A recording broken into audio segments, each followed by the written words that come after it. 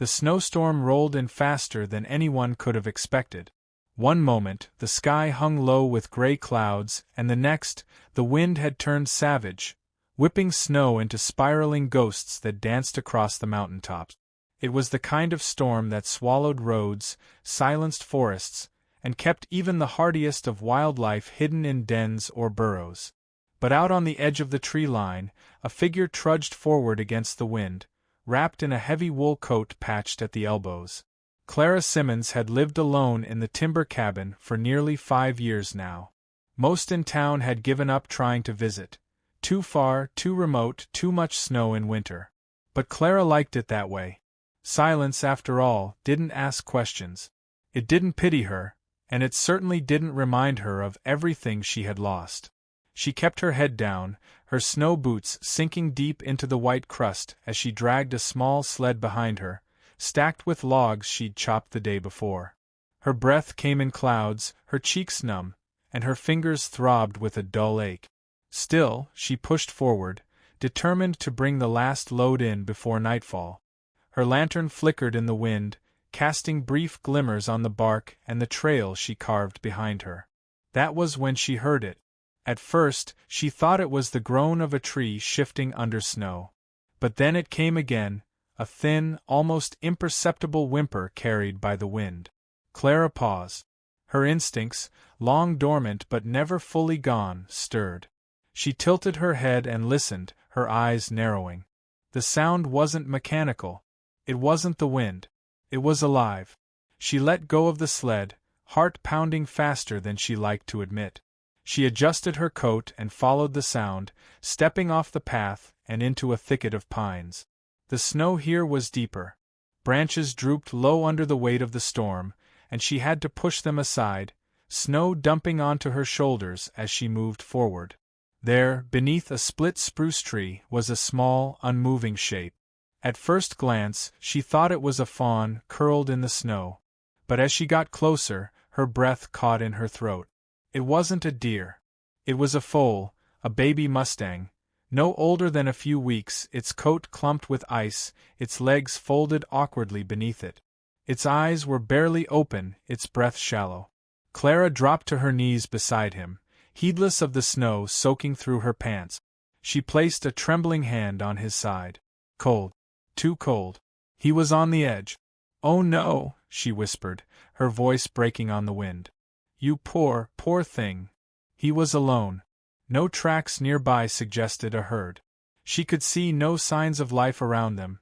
No mare, no guardian. Just this fragile, broken creature abandoned in the fury of the storm. Her mind screamed logic. There was nothing she could do. He was too far gone, and she was miles from proper veterinary tools. But her heart, battered though it was, surged forward. She peeled off her coat and wrapped it around the foal, lifting his tiny, unresponsive body into her arms. He wasn't heavy, but he was limp, and every step back to the sled felt like walking against time. When she reached the path again, she laid him gently onto the firewood, cushioning him with the folds of her coat. The wind howled, slicing against her, but she gritted her teeth and started pulling. One step, then another. It wasn't easy. The snow had deepened. The trail was half erased by the storm. Her muscles screamed in protest as she dragged the sled through the relentless cold. The foal didn't move. She spoke to him, half pleading, half commanding. "Stay with me," she said between gasps. "Don't give up. Not yet. We're almost there." She slipped once, crashing to her knees. Her hands sank into the snow and stayed there a moment longer than they should have. She could have stayed down. Let the storm take her too. But then the foal made a tiny, wheezing sound, and Clara stood back up with a fury she hadn't felt in years. When she reached her cabin, her arms were trembling. She kicked open the door and dragged the sled inside, pushing aside a rug with her boot. Snowdrop, she called him that later, but in that moment he was just the foal, was barely clinging to life. She laid him in front of the stove, cranked the fire high, and rushed for towels. For the next hour, Clara moved in silence. Warm compresses. Her old medical bag. She hadn't opened it since her husband passed, But tonight she reopened more than just a leather satchel. She bathed the foal's legs in lukewarm water, wrapped him in blankets, and whispered to him, as if her voice could anchor him to life. The storm outside raged like a beast denied its meal, slamming snow against the windows. But Clara barely noticed. Her entire world had shrunk to a trembling heartbeat and shallow breaths. Time blurred. Night folded in. The cabin, dimly lit by the flicker of flames, held its breath alongside her. But the foal didn't move. She knelt beside him, pressing her forehead to his. "Please," she whispered, her voice cracking. "Don't go. Not like this. Not alone." A tear slid down her cheek and landed on his muzzle. The fire popped loudly, and she flinched. The storm groaned.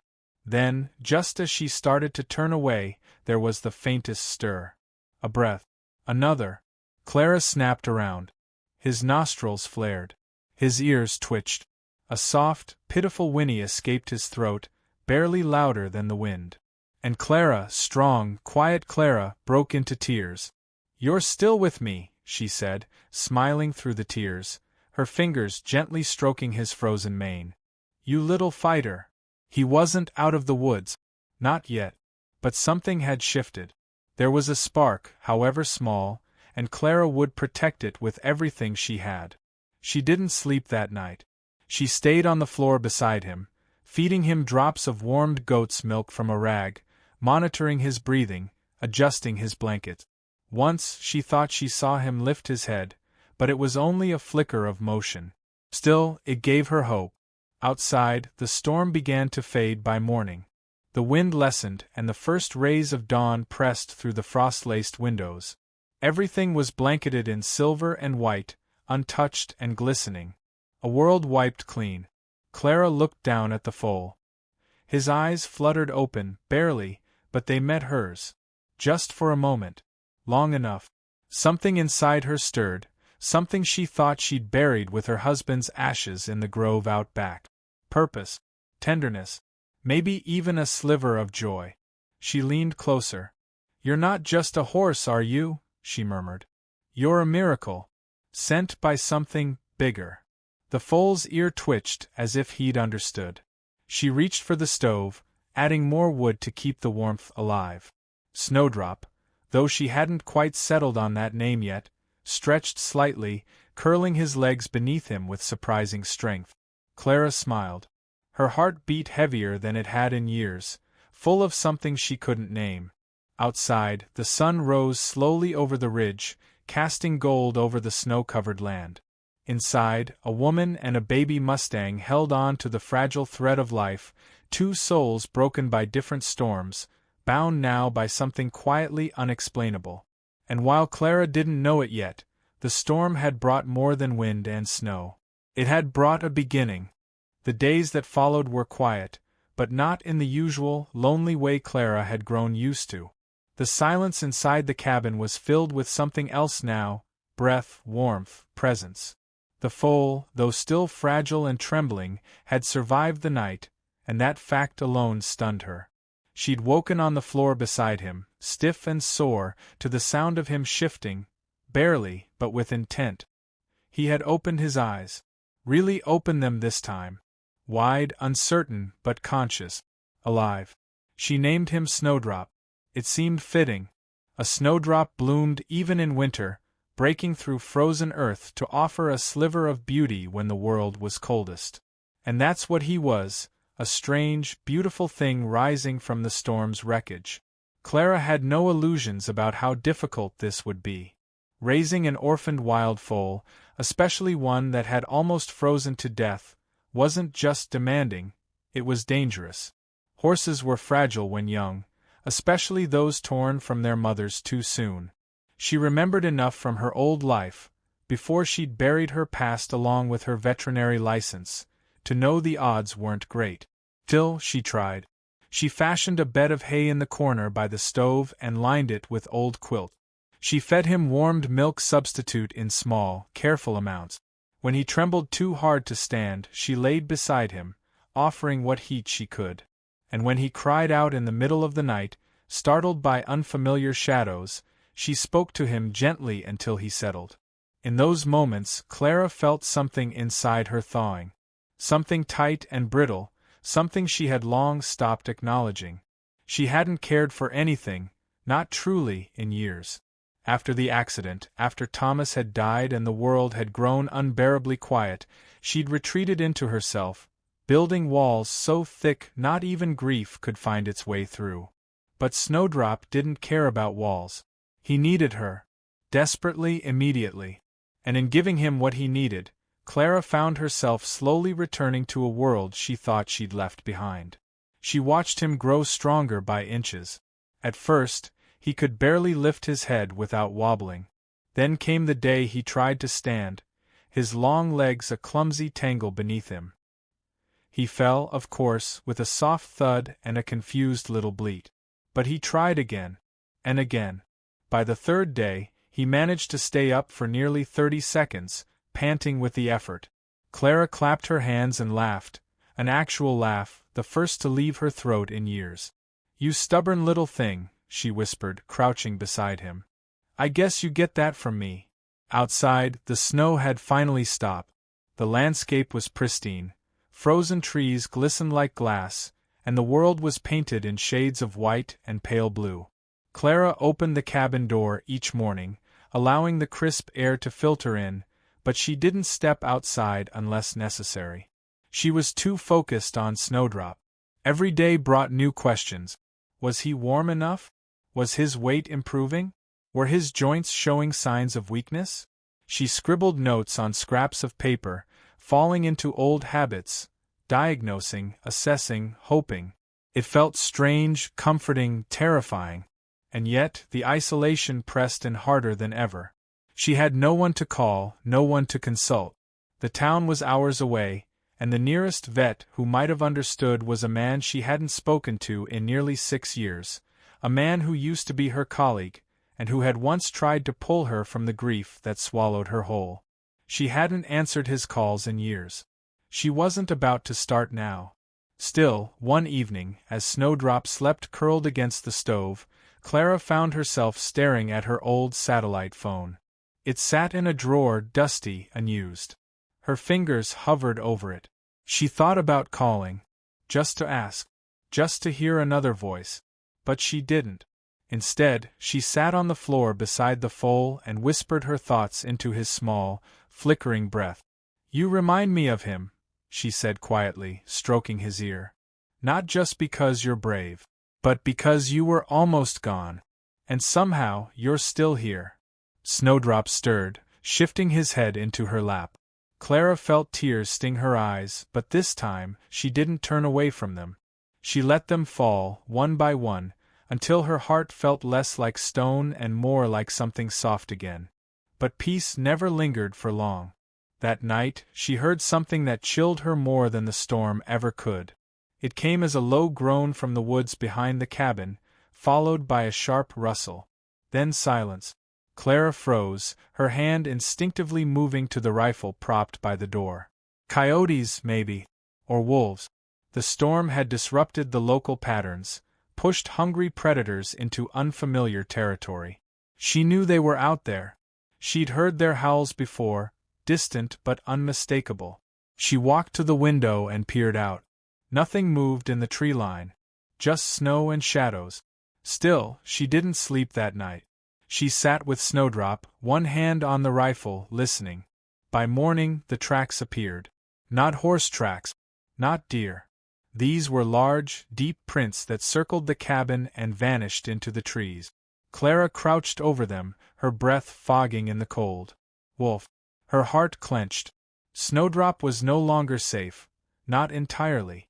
The cabin walls would protect him for now, but predators were persistent, especially when food was scarce. If they sensed weakness, if they smelled prey. She returned inside and bolted the door, her jaw set. "You're not taking him," she muttered aloud, eyes flashing. "Not after everything." The threat outside only drew her closer to the foal. Her protectiveness deepened, solidified. He was no longer just a stranded creature to her. He was hers.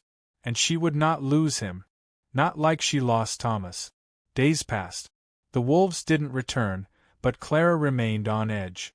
Every sound outside, every shifting shadow, made her jump. She slept less, watched more. Snowdrop, unaware of the danger, began to improve rapidly. He was on his feet most of the day now, wobbling still but stronger, his eyes alert and curious. He followed her around the cabin, nuzzled her for attention, learned the sound of her voice. He was healing. And slowly, so was she. It was subtle at first. The way she hummed while boiling water. The way she lit candles at night, not just for necessity but for comfort.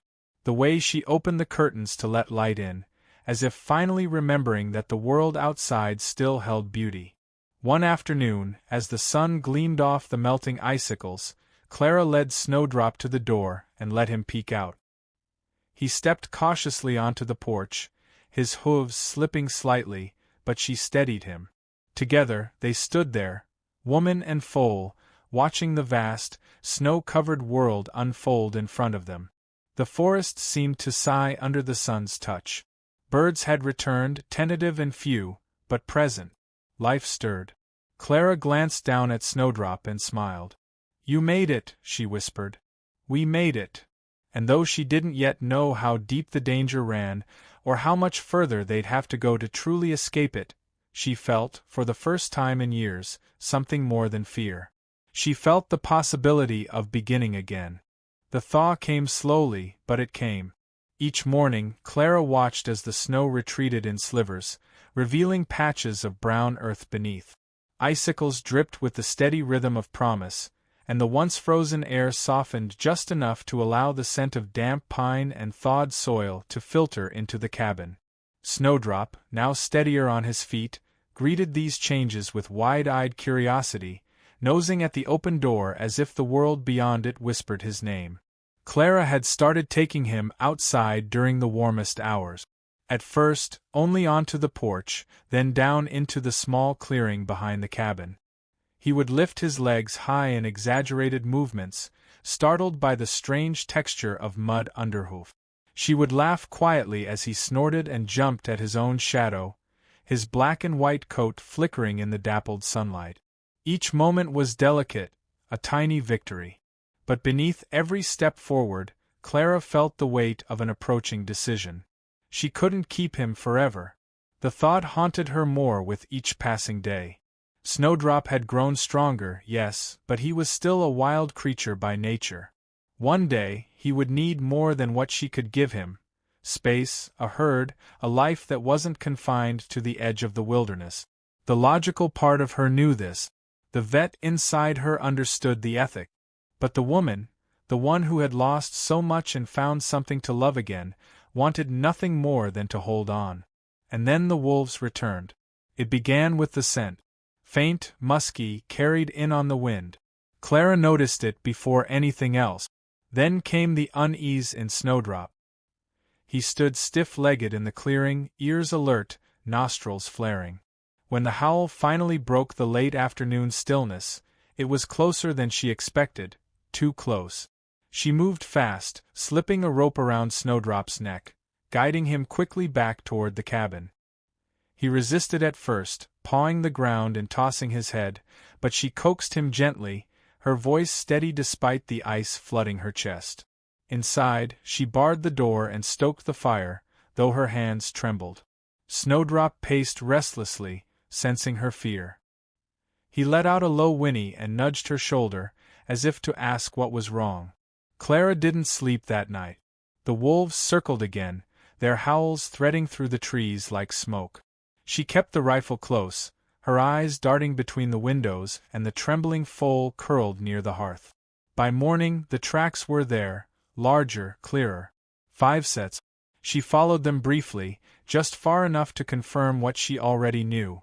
They were growing bold. The scent of prey had lingered too long. Snowdrop had become a beacon, and predators had a way of remembering where the weak once stood.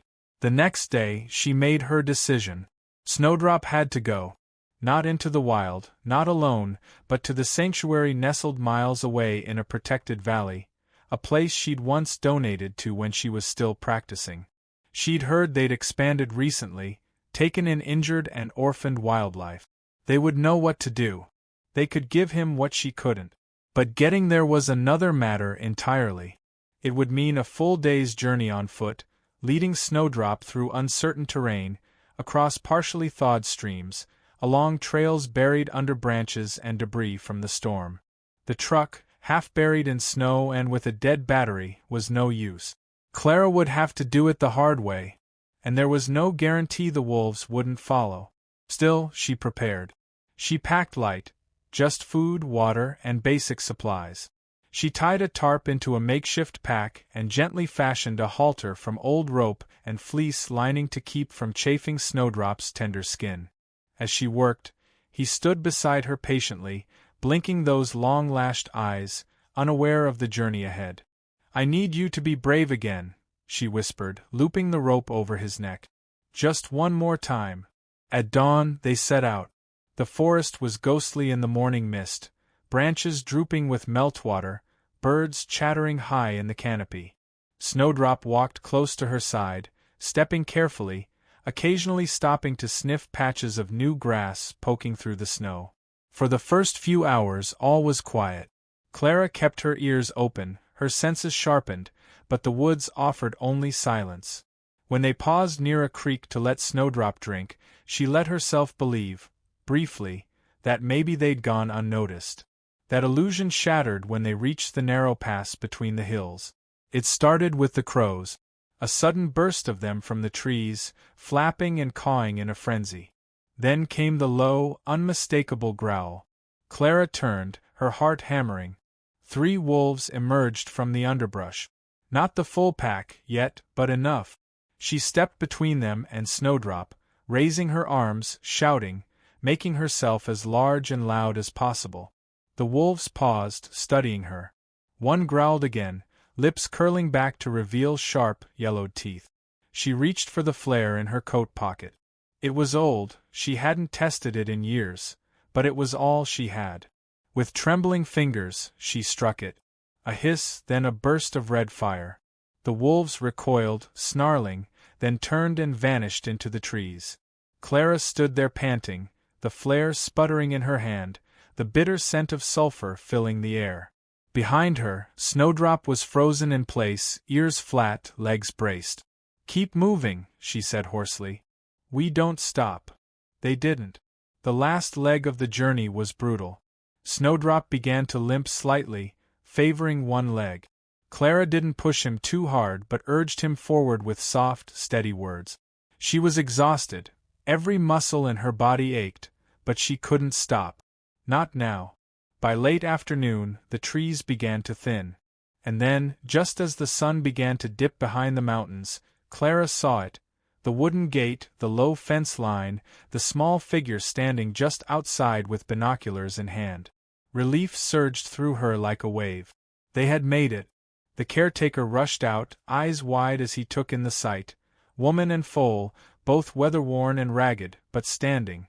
Clara explained quickly, giving Snowdrop's story in bursts between gasps for breath. The man nodded, understanding immediately, his eyes softening. "We'll take good care of him," he promised. Clara led Snowdrop into the shelter herself, brushing his flank one last time. He nuzzled her coat, confused but calm. She leaned her forehead against his. "You saved me," she whispered. "Now let them save you." Then she stepped back, her heart fracturing even as it swelled with pride. As she walked away from the stable, the wolves long behind her and the foal now safe, Clara felt something she hadn't felt in years: peace.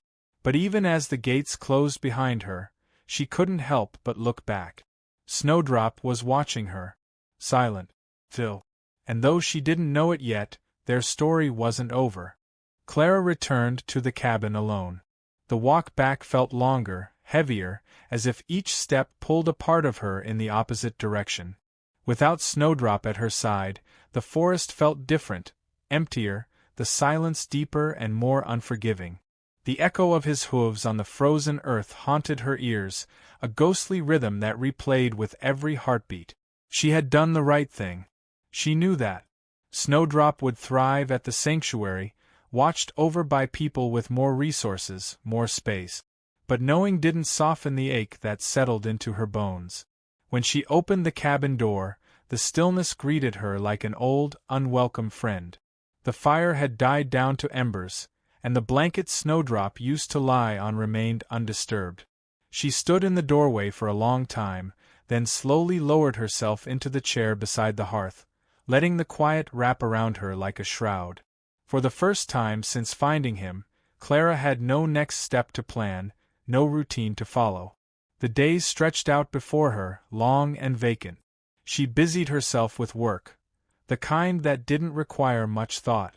Chopping wood, fixing the broken latch on the shed, boiling water to clean the few remaining medical supplies. But each task only heightened the silence in her mind. There were no soft whinnies when she returned to the porch, no warm muzzle nudging her sleeve as she passed. Snowdrop had filled a space she didn't even know was empty, and now that he was gone, the emptiness was impossible to ignore. Weeks passed. Spring pushed harder into the landscape. Buds bloomed on the trees. Streams gushed with melted snow. Deer returned to graze near the edge of the woods, and the wolves, perhaps sensing there was nothing left to stalk here, retreated into higher ground.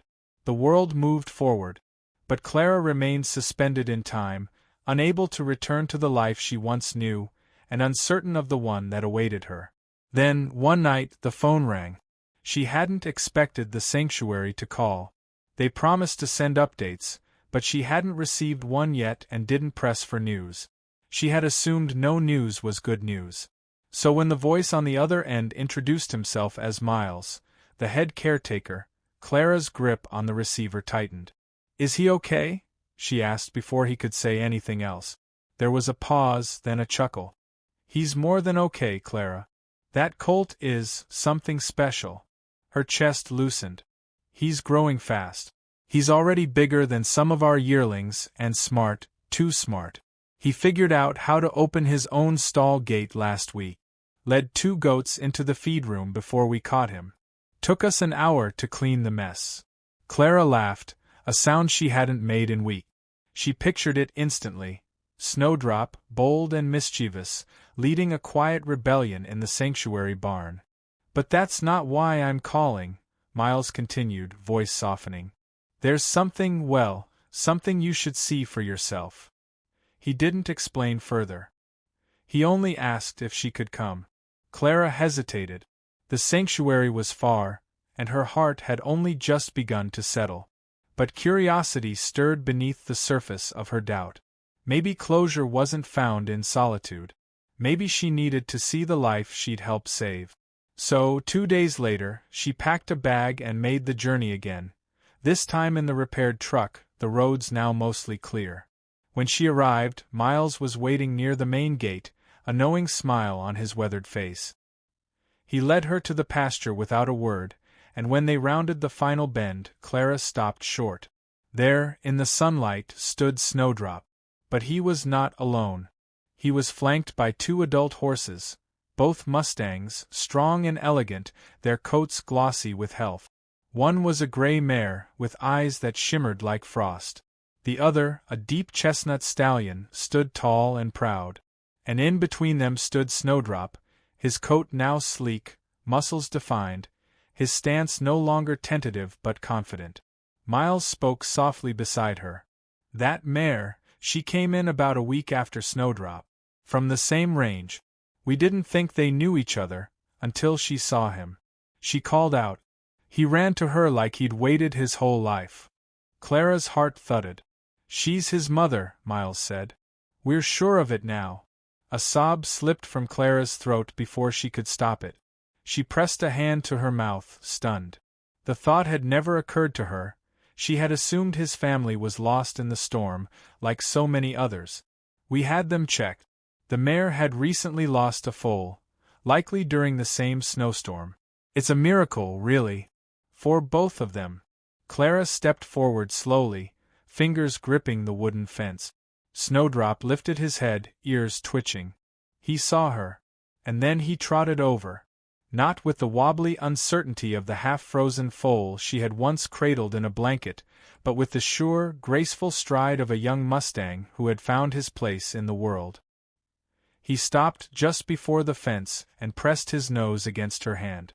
Tears fell freely now. "You remember," she whispered, her voice catching.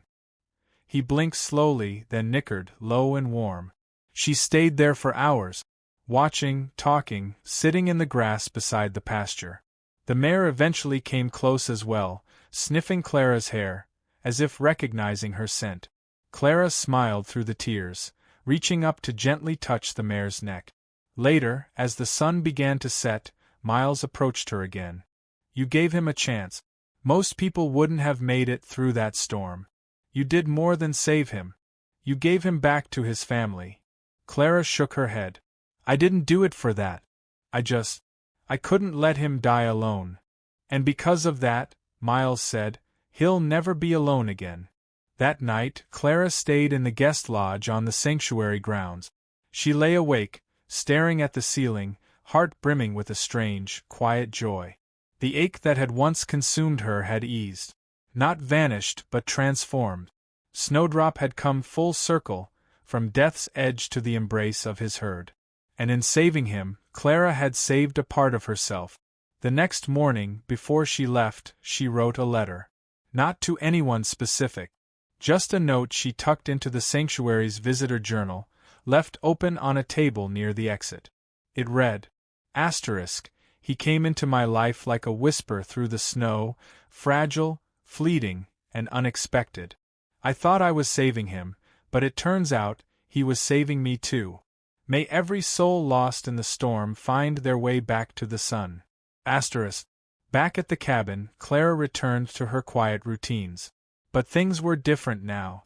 She no longer avoided the hearth where Snowdrop once lay, or the blanket still folded beside the chair. Instead, she smiled when she saw them. Sometimes, late at night, she'd step onto the porch and gaze out at the forest. Not with dread, but with wonder. She had witnessed something unexplainable, something wild and beautiful and pure.